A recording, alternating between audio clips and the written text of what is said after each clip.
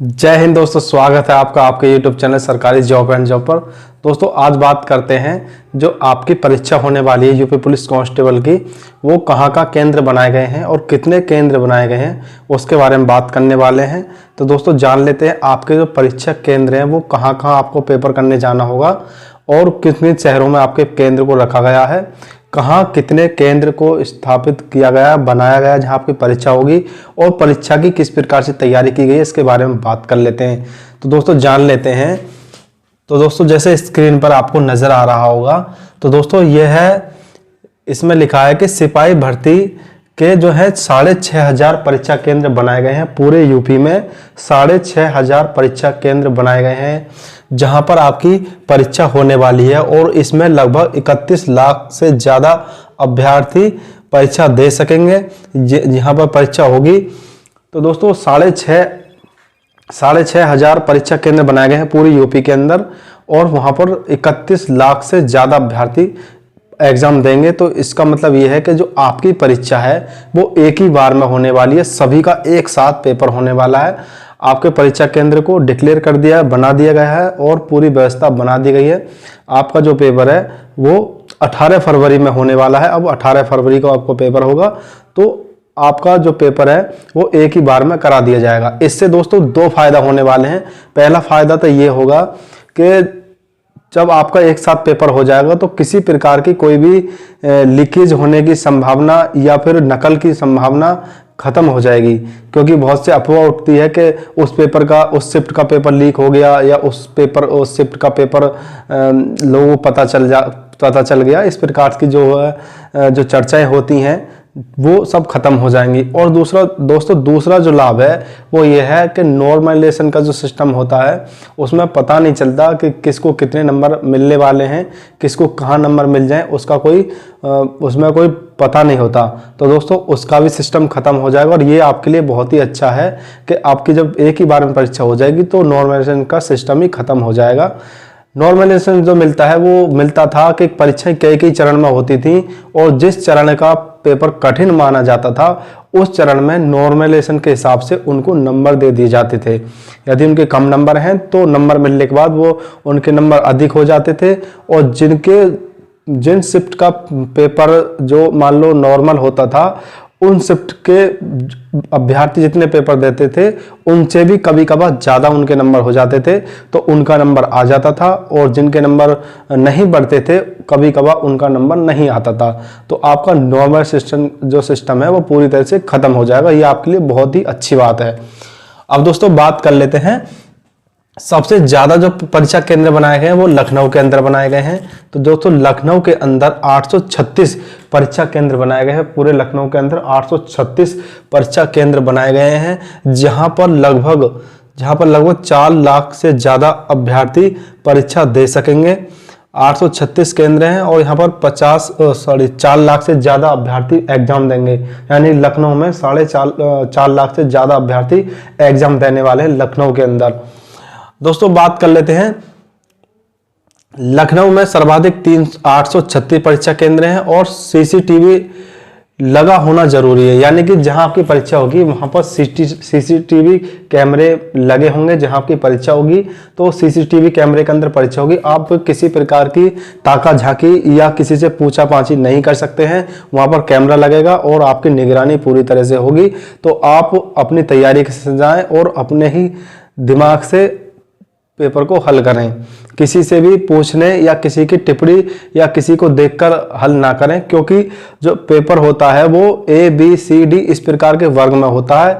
आप ये नहीं कि दूसरे का जो निशान आपको मतलब देख सको तो उसका देख के आप खुद भी गोला भरने लग जाओ, ऐसा कभी मत करना, क्योंकि जब पेपर का नंबर अलग होता है तो क्वेश्चन भी आगे पीछे होते हैं, तो आपका इस प्रकार से क्वेश्चन गलत हो जाएगा। तो आप खुद ही अपने दिमाग से आपको पेपर को हल करना है और ओएमआर शीट पे आपको गोलों को ध्यान से भरना है, पूरा गोला भरना है, किसी प्रकार की कोई भी गड़बड़ी ना होनी चाहिए।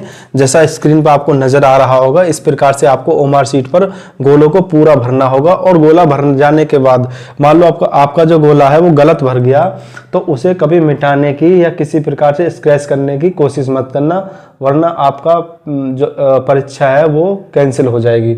मतलब आपका जो पेपर है आपको कैंसिल, आपका जो आप जो पेपर दोगे आपके लिए कैंसिल कर दिया जाएगा। ऐसी गलती करना मत। अगर गलत भर गया तो छोड़ देना, आगे आने वाले क्वेश्चन को ठीक करने की कोशिश करना और उसको पूरी तरह से भरना है। जो गोला दिया है उसको पूरा भरना है, उसे छोड़ना मत, उसे पूरा अच्छे से भर देना है और जल्दी भरने की कोशिश करना है।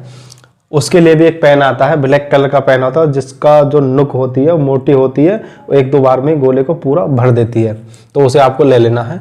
अब बात कर लेते हैं दोस्तों, आपकी जो परीक्षा होगी वो 18 फरवरी को होगी। पहले 11 फरवरी की चर्चा हो रही थी, लेकिन अब जो परीक्षा हो वो 18 फरवरी को आपकी परीक्षा होने वाली है। अब दोस्तों बात कर लेते हैं आपके जो आवेदन हैं, आपके आवेदन चल रहे हैं अभी भी। आज 7 तारीख होगी, आपके आवेदन चल रहे हैं और आवेदन आपके 16 जनवरी तक आपके आवेदन होने वाले हैं। अगर अभी भी आपने आवेदन नहीं किया है तो आप अपना आवेदन कर दें। 16 जनवरी तक आपके आवेदन होने वाले हैं दोस्तों, तो 16 जनवरी तक आपके आवेदन होंगे। और दोस्तों बात कर लेते हैं आगे कि जो परीक्षा केंद्र है वो कहाँ कहाँ बनाए गए हैं, उनके बारे में जान लेते हैं। जो परीक्षा केंद्र हैं, मतलब आपकी जो परीक्षा होगी कहाँ कहाँ किन किन केंद्रों पर होने वाली है, वो आपको जानकारी होनी चाहिए। आपकी जो परीक्षा है, जो वो केंद्र बनाए गए हैं, वो क्या क्या केंद्र बनाए गए उसके बाद जान लेते हैं। तो आपके जो केंद्र हैं वो है, मान लो लखनऊ में 836 आपके केंद्र हो गए जहाँ पर परीक्षा होगी। उसके बाद बरेली में दोस्तों 741 केंद्र बनाए गए हैं। कानपुर नगर में आपके 527 केंद्र बनाए गए हैं।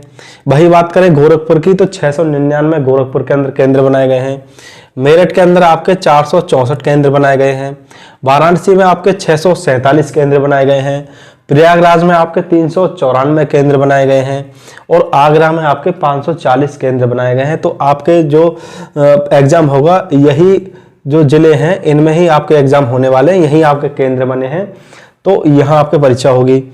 और कमिश्नरेट की बात करें, जो कमिश्नरेट है उनमें सर्वाधिक जो परीक्षा केंद्र बनाए गए हैं, तो एक्स्ट्रा जो कितने फालतू बनाए गए हैं उनके बारे में बात कर ले। जो केंद्र शासित जो कमिश्नरेट बने हैं, कमिश्नरेट में ज्यादा केंद्र रखे गए हैं आपकी परीक्षा के लिए। तो कुछ कमिश्नरेट जो जिले हैं वो ये इस प्रकार है कि जो आपका है लखनऊ है उसमें आपके 836 हो गए, और जो एक्स्ट्रा है मान लो जो आपका कानपुर है, तो नहीं सॉरी आपका प्रयागराज है, जो कमिश्नरेट प्रयागराज है उसमें आपके 488 परीक्षा केंद्र बनाए गए हैं, जहां पर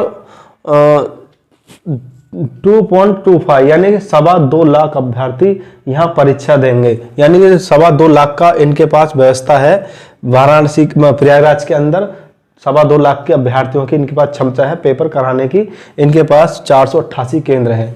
वही बात करें कानपुर नगर में, यहाँ पे 271 जो केंद्र हैं वो एक्स्ट्रा हैं कानपुर नगर में। और बात करें आगरा में 261 केंद्र एक्स्ट्रा हैं। ये सभी कमिश्नरेट जिले हैं। और आगे की बात करें वाराणसी में आपके 237 केंद्र एक्स्ट्रा हैं। और बात करें लखनऊ में, यहाँ पर 148 केंद्र एक्स्ट्रा बने हैं। और बात करें गाजियाबाद में 127 केंद्र बने हैं। यहाँ 127 केंद्र पर परीक्षा आपकी होगी। और बात करें गौतम बुद्ध नगर में 108 केंद्र बने हैं। तो यहाँ पर आपकी जो परीक्षा वो होने वाली है इन जिलों में। तो कौन कौन जिले हैं आपके सबसे बड़ा है लखनऊ, बरेली, कानपुर नगर, गोरखपुर, मेरठ, वाराणसी, प्रयागराज, आगरा, गाजियाबाद, गौतम बुद्ध नगर। तो ये है आपके जो परीक्षा केंद्र है, इन्हीं जिलों में आपकी परीक्षा होने वाली है। आप ये अनुमान लगा लो कि आपका इन्हीं जिलों में आपकी परीक्षा होगी। तो किसको कहाँ भेजा हो जाएगा वो आपका डिक्लेयर होगा। आपका जब एडमिट कार्ड आएगा, जब आपको उसमें डिक्लेयर हो जाएगा आपके किस जिले में परीक्षा होगी। अब दोस्तों बात कर लेते हैं व्यवस्था के लिए। व्यवस्था जो की है वो डीएम पुलिस कमिश्नरेट जिले के कप्तान मुख्य नोडल अधिकारी होंगे। यानी जो आपकी परीक्षा में डीएम अधिकारी लेवल के अधिकारी होंगे और पुलिस कमिश्नर होंगे और जिलों के कप्तान भी होने वाले हैं और नोडल अधिकारी होंगे। आपकी सुरक्षा जो उनके माध्यम से की जाएगी। और एडीएम अपर पुलिस आयुक्त या अपर पुलिस अधीक्षक सहायक नोडल अधिकारी भी होंगे। जो परीक्षा होगी इसमें अच्छी सिक्योरिटी की जाएगी ताकि किसी प्रकार की भी नकल या कोई प्रकार की कोई धांधलेबाजी ना हो। और दोस्तों बात कर लेते हैं मानक पूरा होने पर बनेंगे केंद्र। यानी कि जो मानक है, मानक अगर आपके जितने आवेदन होंगे, अभी तो आवेदन हो ही नहीं है, अभी आवेदन 16 तारीख से चलने वाले हैं, तो 16 तारीख के बाद जितने आवेदन होंगे उसी के हिसाब से मानक बनाए जाएंगे। और अगर मान लो इन मानक के हिसाब से मान लो 31 लाख से ऊपर अगर अभ्यर्थी आवेदन करते हैं तो इसमें संभावना तो है कि 35 से 40 लाख के मध्य होने वाले हैं। यानी कि 30 से 35 तो कंफर्म है कि 35 लाख तक तो आवेदन होने ही वाले हैं। और क्षमता इन्होंने 31 लाख की दी है। अगर ऊपर नीचे होते हैं, 35 लाख से ऊपर या नीचे होते हैं, तो उसी हिसाब से मानक के हिसाब से फिर से और परीक्षा केंद्र को बढ़ा दिया जाएगा। तो फिलहाल उन्होंने जो कहा कि हमारे पास 31 लाख अभ्यर्थियों के लिए क्षमता है इस समय, अगर इससे ऊपर बढ़ता है तो उसकी भी क्षमता हम कर लेंगे। तो इसमें मानक पूरा होने पर ही बनेंगे केंद्र। जब मानक पूरा हो जाएगा तभी और केंद्र बनेंगे कि हाँ अभी इतने अभ्यर्थियों की जरूरत है, तो उसके हिसाब से केंद्र बना दिए जाएंगे। तो बात कर लेते हैं मानक पूरा होने पर ही केंद्र बनेंगे। केंद्रों को मानक पूरा होने पर ही हरी झंडी दी जाएगी। यानी कि जब केंद्र पूरे हो जाएंगे उसी प्रकार से हरी झंडी दी जाएगी, क्लियर कर दी जाए कि हाँ अब सभी अभ्यर्थियों को पेपर कराने की व्यवस्था हमारे पास है। हरी झंडी दी जाएगी।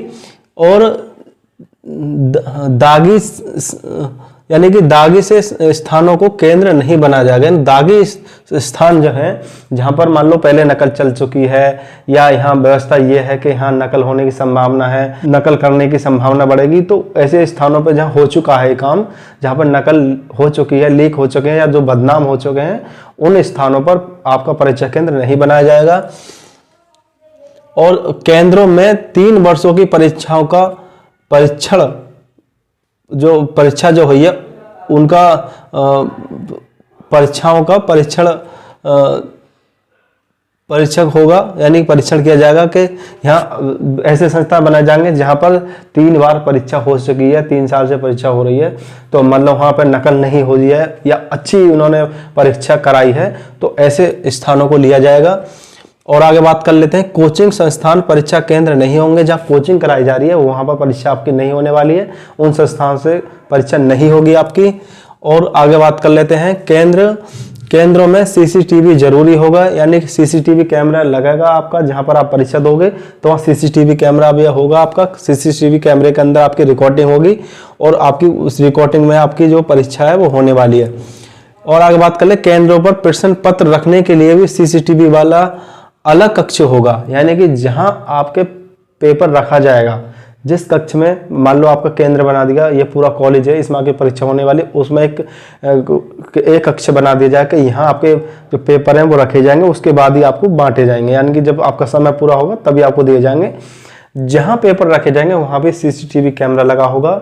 ये नहीं कि परीक्षा शुरू होने से पहले ही कोई निकाल ले और उसे लीक कर दे, तो इसकी भी सुरक्षा की जाएगी। और आगे बात कर लेंगे coast guard railway station bus station से केंद्रों की दूरी मानकों में शामिल होगी। यानी कि आपका रेलवे स्टेशन, बस स्टेशन और कोस्टगार्ड के आसपास आपके केंद्र बनाए जाएंगे ताकि आपको आने जाने में सुविधा हो सके। आप ट्रेन से आए, स्टेशन से उतरें और नज़दीकी अपने स्कूल या कॉलेज में जाकर परीक्षा दें, या बस अड्डे के आसपास आपका परीक्षा केंद्र बनाए जाएंगे जहाँ से आपको आने जाने में सुविधा मिल सके। तो दोस्तों ये तो थी आपकी जो परीक्षा है होने वाली, उसकी व्यवस्था इन्होंने बना ली है। आप अपनी व्यवस्था बना लें, अपनी अच्छी तैयारी करें, पढ़ाई ज़्यादा से ज़्यादा करें, रात दिन मेहनत करते रहें, क्योंकि अब आपके पास ज़्यादा समय बचा नहीं है। 18 फरवरी की आपकी परीक्षा होने वाली है और अब 7 जनवरी हो गया है, तो आपके पास ज़्यादा समय नहीं बचा है। तो दोस्तों अपनी जो तैयारी है उसे बढ़ा दें। आपके पास सिर्फ एक महीना 6 या 7 दिन बचा है आपकी परीक्षा होने में, तो आप अपनी तैयारी को बढ़ा दें, ज़्यादा से ज़्यादा मेहनत करें। मैथ, रीजनिंग और हिंदी और जीके पे अपना फोकस बनाए रखें। यही 4 सब्जेक्ट आते हैं, इन्हीं की तैयारी करते रहें। और दोस्तों नेक्स्ट जो वीडियो होगी उसमें हम आपको ये बताने वाले हैं कि जो आपकी एग्ज़ाम होगा उसमें कितने क्वेश्चन आएंगे और कितने क्वेश्चन आपको हल करने पर आपका सिलेक्शन हो जाएगा, उसके बारे में बताएंगे। और जो मेरिट बनने वाली है आपकी, कहाँ तक आपकी मेरिट जा सकती है, उसके बारे में भी हम नेक्स्ट वीडियो में आपको बताने वाले हैं। तो दोस्तों अभी भी अगर आपने हमारा चैनल सब्सक्राइब नहीं किया हो तो प्लीज़ चैनल को सब्सक्राइब कर लें, ताकि हमारे भी सब्सक्राइबर बढ़ सकें और हमारी जो वीडियो आप तक पहुंच सकें। तो दोस्तों इस वीडियो में इतना ही, मिलते हैं नेक्स्ट वीडियो में, तब तक के लिए थैंक यू, धन्यवाद दोस्तों।